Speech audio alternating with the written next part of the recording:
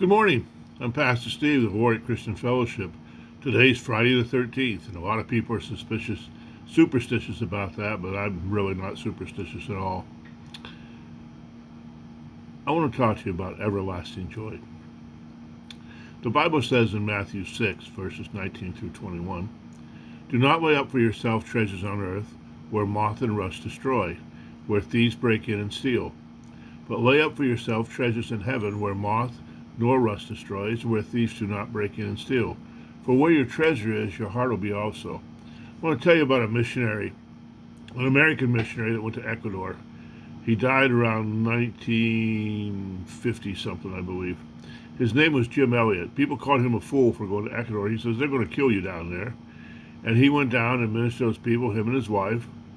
And he was killed by the very tribe he was trying to minister to. But his wife kept a journal, and she wrote in it, "He is no fool who gives what he cannot keep to gain that which he cannot lose." That's a wonderful thought, that he is no fool who gives what he cannot keep to gain what he cannot lose. She returned to that same tribe where she spent years doing her mission work.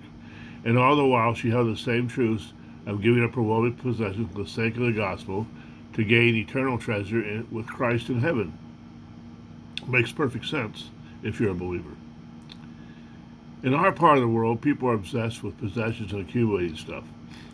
Across from where I live, there's a big storage center, and all up and down Route 2 here in Rhode Island, there's storage centers, and all over the state, there's storage centers because people have so much stuff they can't keep it in their home anymore. Now they got to store it somewhere else, just to keep building up stuff. Now, I'm not saying you should sell everything you have to move to Timbuktu and be a missionary.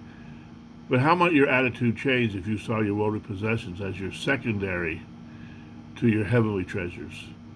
Stuff can't make you happy, but heavenly treasure will give you everlasting joy.